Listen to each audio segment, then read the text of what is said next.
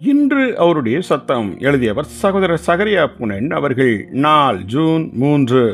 பரிசுத்த இருதயத்தில் தேவனை தரிசிக்கும் சிலாக்கியம். புதிய ஏற்பாட்டில் பரலோக ராஜ்யத்தை சுதந்திரிப்பவர்களின் பரிசுத்தமோ இருதயத்தின் பரிசுத்தம் ஆகும். இவ்வாறு இருதயத்தில் பரிசுத்தமாகும் செயலை நியாயப்பிரமாணத்தினால் செய்யக்கூடாது இருந்தது. ரோமர் 8:3. ஒரு மனிதன் வெளியரங்க வாழ்க்கையில் பரிசுத்தமாய் ஜீவிப்பதற்கு நியாயப்பிரமாணம் உதவியது. வெளியரங்கமாய் கொலை செய்யாமல் இருப்பதற்கும் விபச்சாரம் செய்யாமல் இருப்பதற்கும் நியாயப்பிரமாணம் உதவியது. வெளியரங்கத்தில் நற்சாட்சி பெற்ற இவர்கள் தங்கள் இருதயத்தில் அசுத்த சிந்தை கொண்டு பிறரிடம் தீமையான நோக்கம் கொள்ளும் போது அவைகளை ஜெயிப்பதற்கு இந்த நியாயப்பிரமாணம் அவர்களுக்கு உதவி செய்ய முடியவில்லை. இது நிமித்தமே பழைய உடன்படிக்கை அழிந்து புதிய உடன்படிக்கை தோன்றியது என எபிரேயர் 8 கூறுகிறது.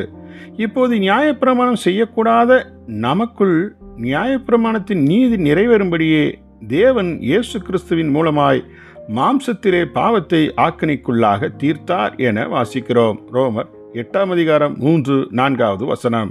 ஆம், இருதயத்திற்குள்ளேயே நாம் பரிசுத்த ஜீவியம் செய்ய முடியும் என்பதே புதிய உடன்படிக்கை வழங்கும் உன்னத ஆசீர்வாதம் ஆகும்.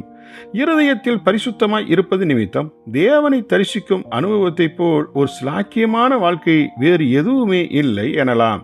பழைய ஏற்பாட்டில் ஆரோனும் மிரியாமும் மோசேக்கு விரோதமாய் முறுமுறுத்த போது தேவன் அவர்களுக்கு முன் தோன்றி, உங்களுக்குள்ளே ஒருவன் தீர்க்கதரிசியாய் இருந்தால் கர்த்தராகிய நான் தரிசனத்தில் சொப்பனத்தில் அவனோட பேசுவேன். ஆனால் மோசையிடமோ மறைபொருளாக அல்ல, முகமுகமாகவும் பிரதியட்சமாகவும் பேசுகிறேன். அவன் கர்த்தரின் சாயலை காண்கிறான் என கூறினார். என்னாகமம் 12:6-7-8.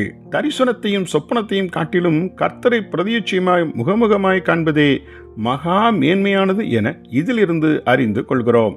இந்நாட்களில் தரிசனம் கிடைத்தது என்ற பரவசத்தில் வாழும் ஜனங்களைத்தான் நாம் பார்க்கிறோம். ஆனால் தேவனை முகமுகமாய் தரிசித்து அவரோடு உறவாடும் வாழ்க்கையின் மேன்மையை இவர்கள் இன்னமும் அனுபவியாமல் இருப்பது மிகுந்த துயரமே ஆகும். ஜெபிப்போமா. பரலோக தந்தையே, இருதயத்திலேயே பரிசுத்தமாய் வாழ கற்றுத்தந்த எங்கள் இயேசுவிற்காய் ஸ்தோத்திரம். அனுதினமும் உம்மை தரிசித்து வாழ அனுக்கிரகம் செய்திரளும். ஆமேன்.